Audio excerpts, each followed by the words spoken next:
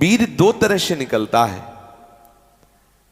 एक तो जो घातक है वो उसी के शरीर से निकलेगा जिसने हस्तमैथुन किया है, या गंदी क्रियाएं करके बच्चापन से ही वीर को नष्ट किया है। जैसे 12-13 वर्ष की अवस्था है और उस अवस्था से आप अपने कुसंग के कारण वीर का नाश कर रहे हैं, तो कुछ वर्षों तक हस्तमैथुन करने वाला या अन्य गंदी चेष्टा करने वाला ये नहीं जान पाता है कि इसके द्वारा मेरी हानि हो रही, वो नहीं समझ पाता, क्योंकि जीवनी शक्ति भगवान अपनी तरफ से देते हैं। वो बिल्कुल ना खाए और हस्तमैथुन करे तो भी उसको समझ में नहीं आएगा। कुछ समय के बाद जब उसकी स्थायी जीवनी शक्ति से क्षीण होना प्रारंभ हो जाएगा, तब उसे वो लक्षण जो हस्तमैथुन करने से नाश ऐसे उस प्रसंग में बताया गया, वो लक्षण उसके जीवन में उत्पन्न होने लगते हैं। ये जो हस्त क्रिया के द्वारा शक्ति का नाश करते हैं, ये प्रतिक्षण काम से युक्त रहते हैं। इनके हृदय में वही चिंतन चलता रहता है। बालक अवस्था से लेकर के यौवन अवस्था तक देखिए आप, इनकी आंखों में देखिए न तेज होगा न इनकी गंभीरता होगी, बहुत चंचलता, निस्तेज आंखें होगी, चेहरा पीला पड़, जब देखो तो ऐसा लगता है कि शर्मिंदा हो रहे हैं, मुंह छिपा रहे हैं, ऐसा लगेगा। पहला लक्षण है। दूसरा, कुछ इतने निखल्ले ऐसे दिखावटी स्वभाव के, ऐंठ में, अकड़ में, गर्मी में रहते हैं, ये वीर शक्ति के नाश का लक्षण है। गंभीरता नहीं, शांति नहीं, उदारता नहीं, धैर्य नहीं है, वो अपने को बड़ा बड़ा दिखाना चाहते हैं, ये सब उसके नाश के लक्षण हैं। जिनका चेहरा आनंद में देखते ही हृदय में आकर्षण, ये ब्रह्मचर्य का लक्षण है। चेहरा देखो तो उजड़ा हुआ दिखाई देता है, लगता है बिना रोते हुए भी रो रहे हैं, वो सब सिकुड़ गया चेहरा ऐसा। जैसे किसी घर में आग लगा दो, इसके बाद दर्शन करो तो कैसा लगता है, वो ऐसे ही उसका चेहरा होता है जिसने अपने जीवन से खिलवाड़ किया है। जो स्वभाव से ही रुक्ष, चिड़चिड़ा, क्रोधी, बात बात पे एकदम रूखा, चेहरा पीला पड़ रहा है, फीका पड़, वो चेहरा पीला प्रेम का नहीं, वो चेहरा प्रेम में पीला पड़, प्रेम में नहीं, यहाँ काम की बात हो रही है। मुख पिया आई फिर गई, बदल गए तन रंग, ये प्रेम का लक्षण नहीं, ये काम के लक्षण की यहाँ बात हो रही। वो मुर्दा की तरह निस्तेज, खिन्न छिन्न ऐसे ही घूमता रहता, कोई लक्ष्य नहीं, कोई उद्देश्य नहीं, बात बात में आलस्य, बात बात में गुस्सा। जो गालों में बिना कोई गुलाबी कुछ लगाए जो गुलाबी दिखाई देती है, वो ब्रह्मचर्य की होती है। और जिनके ब्रह्मचर्य क्षीण हो जाते हैं, झाई पड़ जाती है, देखो देखने में तो लगता है, क्योंकि बोले कितने को, बोले 18 के, 18 में तो उसकी दुर्गति हो रही, तो 28 और 48 में क्या होगा। जो काले दाग चेहरे में पड़ने लगते हैं, आंखें धसी नजर आती हैं, गाल पीले नजर आते हैं, नाक के आसपास काले काले दाग यहां ऐसे प्रकट हो जाते हैं, ये सब लक्षण हैं जो उन्होंने अपनी शक्ति का नाश कर दिया। जो इस वीर शक्ति का नाश करते हैं, वो बिना बुढ़ापे के सारे लक्षण बुढ़ापे के उनमें होते हैं। कमर में दर्द है, चला नहीं जा रहा है, थोड़ी चढ़ाई में हांफने लगे, अब अवस्था कितनी, बोले 18 की। इस अवस्था में तो मतलब दिशाएं भी कांपे, वो अवस्था है, अब तो दिखाई नहीं देता कोई जवाल। चित्त में कुचिंताएं, छाती में धड़कन, बिना भय के भयभीत हो जाना, थोड़े से भी दुख में ऐसा सोचना कि मैं आत्महत्या कर लूं, ये सब बातें उसी की कमी से हो रही हैं। ये महापुरुषों के अनुभव की झूठी झूठी बातों में एकदम घबरा जाना, कोई झूठी धमकी दे दे तो बस वो ऐसा लगता है अब क्या करूं, किसी कमरे में बंद हो जाऊं, अपने आप को प्राण हत्या करके बचा लूं, ऐसा मैं अपने शरीर को न, ये सारे के सारे लक्षण उसी में प्रकट होते हैं। जो ब्रह्मचर्य का नाश करता है, नींद ना आना या सोना तो कुंभकर्ण की तरह, मुर्दे की तरह सो जाना, आलस्य, जरा जरा देर में वो निरुत्साहित बातें, आंखों में जलन, भारीपन, ये सब, स्वप्न दोष अधिक होना, ये सब उसी के लक्षण है जो आपने गलतियां की है। अब यदि वो किसी संग के प्रभाव से हस्तमैथुन बंद कर देता है तो उसका वीरपात होगा। अगर वो 3 दिन में वीरपात करता रहा है तो 3 दिन में वीरपात होगा, पक्का होगा, क्योंकि उसका अभ्यास बन गया है। अगर आप ठीक नियम से चलेंगे तो 6 महीना लगेंगे आपको उसको कवर करने में, 6 महीना लगेंगे। और अगर आपने प्रमाद स्थिति की, वो तो निकल ही जाता है, फिर हमको करने से क्यों मना किया जाता है। तो आप देख लेना कुछ समय बाद आपकी हालत बहुत गंभीर हो जाएगी, जो आप बता भी नहीं पाएंगे किसी से। क्या गंभीर हो जाएगी, आप ऐसे ही साधारण क्रियाओं में ब्रह्मचर्यहीन हो जाएंगे। तो जो नव युवक जन है, साधक जन है, वीरपात में यदि उनका कोई स्मरण नहीं रहा और वीरपात हो रहा तो घबराने की जरूरत नहीं। और यदि स्वप्न में आपने स्त्री आदि का संयोग देखा या कोई ऐसी घर्षण आदि क्रिया हुई या कोई ऐसी कामोत्तेजना जनित और फिर आपका वीरपात होता है तो आपके गंदे विचार और पूर्वाभ्यास के कारण होता है। यह बहुत ही गंदी बीमारी है जो आपको अंदर ही अंदर खोखला करती जाएगी। पहली बात, इस स्वप्न दोष से निकलने के लिए हस्त मैथुन को पूर्णतया बंद कर दिया जाए। अगर आप सदगृहस्थ भी हो चुके हैं तो कुछ महीने के लिए आप अखंड ब्रह्मचर्य का नियम लें जब तक आपका वीरपात होना ठीक ना हो जाए। आप वो हानिकारक जो कामोत्तेजना बढ़ाने वाले भोजन है उनको छोड़िए, जैसे अत्यधिक नमक, बहुत कड़वी लाल मिर्च, और जैसे बहुत ही वो मीट मसाला आदि जो बहुत ही कड़वा तीखा, ऐसा गरम मसाला, और बिल्कुल गर्मा गर्म भोजन। ये आपके स्वप्न दोष के ठीक होने की बात है। यदि आप स्वप्न दोष से बचना चाहते हैं तो अत्यधिक नमक, बहुत कड़वी मिर्च, बहुत ही वो उष्ण गर्मा गर्म भोजन, बहुत गर्म मसाले से बना हुआ भोजन, और अत्यंत खट्टी चटनी जैसे इमली की है, कच्चे आम की चटनी है, और मांस। ये जो लोग कहते हैं कि मांस ताकतवर होता है, तुम्हारी चर्बी बढ़ा देगा, ताकत नहीं। ताकत कहते हैं संकल्प शक्ति को। ताकत शरीर शक्ति प्रधानता नहीं होती। संकल्प शक्ति का एक महात्मा पूरे समुद्र को अंजुलि में पी गया। देखो, संकल्प शक्ति, शरीर की शक्ति एक सीमित शक्ति है, संकल्प शक्ति एक महान शक्ति है। जो ब्रह्मचर्य से युक्त होता है उसकी संकल्प शक्ति बढ़ती है। भले आप मांस खा के मोटी चर्बी और आप व्यायाम करके दिखा सकते हैं कि देखो मैं ब्रह्मचर्य क्षीण करता हूं लेकिन बलवान हूं, लेकिन आप आत्मशक्तिहीन है।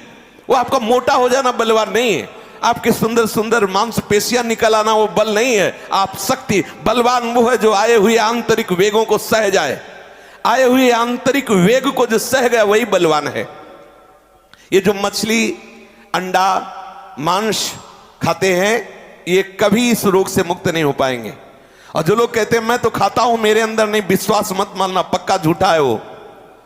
जो शराब पीता है वो अपने वीर को पवित्र नहीं रख पाएगा। चाहे गृहस्थ हो, चाहे व्यापारी हो, चाहे किसी भी तरह की स्थिति में हो, सावधान हो जाओ, ये शराब आपके जीवन को नष्ट कर देगी। ब्रह्मचर्य में अपने आप एक उन्माद है। थोड़ा अंगूर, मीठे संतरा, सेव, अनार, ये स्वास्थ्यवर्धक वस्तुएं आप ले सकते हैं, लेकिन ऐसे वस्तु जो आपके ब्रह्मचर्य को नष्ट करें, ये पहले भोजन छोड़ें। ध्यान दीजिए, आप पहले ऐसे व्यक्ति का संग छोड़ें जो हस्तमैथुन कराने के लिए उत्साहित करे या जो गंदे आचरण में, चाहे वो स्त्री साधक हो या पुरुष साधक, दोनों सावधान। ये रोग एक में ही नहीं होता, ये रोग दोनों शरीरधारियों में होता है। कामोत्तेजना दोनों को आती है।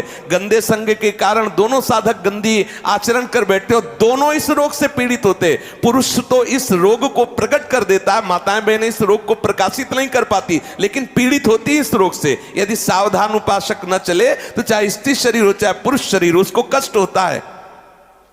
दूसरी बात इसमें सहयोग है 4 बजे उठना। ये जो लोग सुबह 8 बजे तक 9 बजे तक सोते रहते हैं और सोचते रहते हैं कि हम ब्रह्मचर्य रह पाएंगे या स्वप्न दोष से निकल पाए, कभी नहीं हो सकता। भगवान सूर्य जब उदय होते हैं तो आपकी आत्मशक्ति नष्ट होने लगती है। यदि आप उठ करके उनका स्वागत न करें, अर्घ्य न दें, प्रणाम न करें, जग कर भगवान नाम जप न करें। 4 बजे से 6 बजे तक का समय पूरे 24 घंटे के लिए पावर वाला समय है। यदि उस समय आप सो रहे हैं तो वो हमारी बात भी न सुने, वो इस काबिल नहीं कि इसको धारण कर सके। जो सुबह 4 बजे से 6 बजे तक सोएगा वो ब्रह्मचारी रह ही नहीं सकता पक्का। कुछ लोगों को लगता है कि 1-2 बजे ही स्वप्न दोष हो जाता है, 4 बजे की आवश्यकता नहीं। तुमने गलत आदतें की, तुमने अपनी नस नाड़ियों को इतनी घर्षण शक्ति से कमजोर कर लिया है कि रोकने की क्षमता नहीं रखी। तो आपको उदास नहीं होना, ऐसा भोजन छोड़ो, ऐसा संग छोड़ो और 4 बजे जगो। जगने पर तत्काल आप बासी पानी पिए, तांबे के पात्र में रखा हुआ पानी, और 1-2 लीटर पिए। ऐसा ना करें कि आप एक गिलास में छोटा कस की पीजिए, अगर उल्टी हो जाती तो और अच्छा है। आप पी के तो देखिए, वज्रासन में बैठकर जल पीजिए, फिर थोड़ा टहलिए, सोच जाइए। आप गृहस्थ हो, विरक्त हो, कोई भी हो, अगर आप शुद्ध ब्रह्मचर्य रहना चाहते, स्वप्न दोष से निपटना चाहते, तत्काल व्यायाम कीजिए 30 मिनट कम से कम। दंड है, बैठक है, और भी आसन है योगियों ने बताए हैं। और फिर 20 मिनट कम से कम प्राणायाम कीजिए, कपालभाति, अनुलोम विलोम आदि जो भी आप सीख पाए। और इसके बाद 30 मिनट तक कोई खान पान ना कीजिए। प्राणायाम व्यायाम के 30 मिनट तक ना आप चाय पीजिए ना पानी। चाय तो बड़े बूढ़ों की बात है, आपका शरीर रोगी हो तो चाय की जरूरत क्या है। ब्रह्मचारी अपने आप में इतना चाय होता है कि उसे जरूरत ही नहीं दूसरे किसी गर्म पदार्थ पाने की। अब ये सावधानी रखे कि जैसे आजकल बहुत बड़ा खतरनाक चल गया है स्मार्ट मोबाइल, इंटरनेट। उसमें क्या है कि बहुत से बच्चे विषय आकर्षण के कारण गंदी फिल्में, जिनमें हमारा शास्त्र आदेश करता है किसी भी पक्षी को भोग करते ना देखे, भागवत अन्य शास्त्र भी आदेश करते कोई भी जीव यदि भोग कर रहा हो तो हम ना देखें, और हम मनुष्यों का भोग देखें उसमें, और हम सोचे कि हमारा आप कोई क्रिया ना करो, केवल गंदे वो भोग संबंधी चित्र देख लो तो आपके मन में जो संस्कार बन रहे हैं, जो कामोत्तेजक भाव बन रहे हैं, वो आपको ब्रह्मचर्य नहीं रहने देंगे। सोते जागते उठते बैठते आपका वीर स्खलित हो जाएगा। ये स्त्री संबंधी, पुरुष संबंधी, भोग संबंधी वार्ता हमारे अंदर संस्कार डालती है और हम समझ नहीं पाते। वो हमारे अंदर ऐसी अग्नि पैदा करती है जिससे वीर शक्ति स्खलित हो जाती है। कभी हम सोच में बैठे लघु शंका में तो सबसे पहले वीर स्खलित हो गया। अब आपको लगेगा कि ये रोग है, रोग नहीं, आपकी गलती है। आपने जो गलत चिंतन किया, क्रिया नहीं की, लेकिन मनोवाह नाड़ी ने संपूर्ण शरीर से वीर को खींच करके वो निकाल दिया। अब निकल जाएगा वो आपके असावधानी के समय, इसलिए आप सावधान रहे। कभी भी कोई ऐसे ग्रंथ को ना पढ़ें जिसमें कामोत्तेजक भाव लिखे हो। हम आहार पर दृष्टि रखें। जैसे हम रात्रि के समय शयन करते हैं तो सावधानी रखें कि शयन के 1 घंटा पहले ही दूध ले लें गर्म। अगर हम गर्म दूध लेके सोएंगे तो निश्चित वीर्यपात हो जाएगा। जब हम जान लें कि हमें कब्ज हो रहा है तो हम सरल औषधि लें। ऐसे कोई चूर्ण न लें जो बहुत कड़े गर्म हो, जो हमें ब्रह्मचर्यहीन कर दे। जैसे आंवला है और वो हर है, बहेड़ा है, त्रिफला का प्रयोग करें। वैसे प्रत्येक साधक को भोजन में 1 आंवले का प्रयोग कर लेना चाहिए, तो कब्ज भी दूर रहेगी और शीतलता भी रहेगी। और आंवला पवित्र भजन में भी सहयोगी होता है और भी स्वादिष्ट भी होता है। आप मीठा आंवला ले सकते हैं, आप खट्टा करके ले। वो आंवला खटाई में भी नहीं आता, और खटाई भी है, वो आपके साधन में भी आएगा।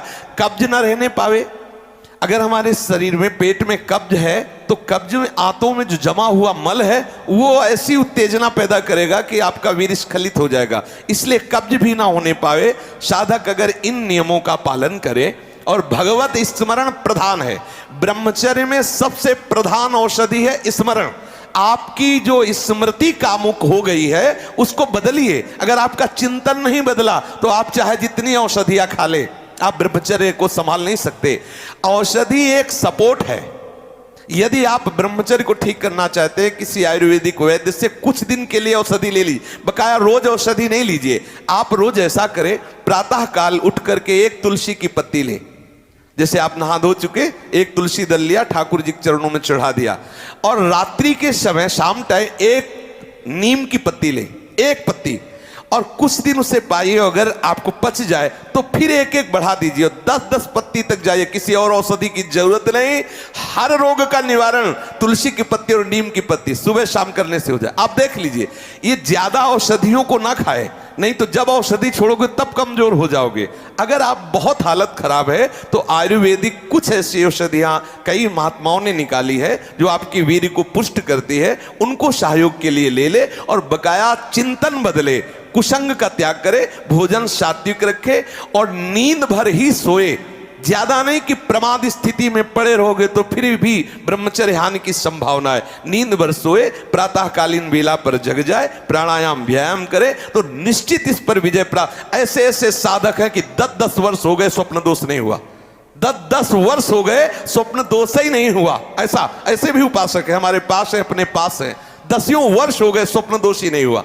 तो क्या है, उन्होंने संयम किया, वीर जो है स्थगित हो गया, परिपक्व हो गया, धीरे धीरे ऊर्ध्वगामी होने लगता है। आप कभी घबराए नहीं साधक, सावधानी पूर्वक ये जो जो बातें बताई गई अपने जीवन में उतारे, चाहे गृहस्थ हो चाहे विरक्त हो। वीर ही अमृत है, वीर त्याग ही मृत्यु है, इतना समझ ले। श्री राधा वल्लभ लाल की।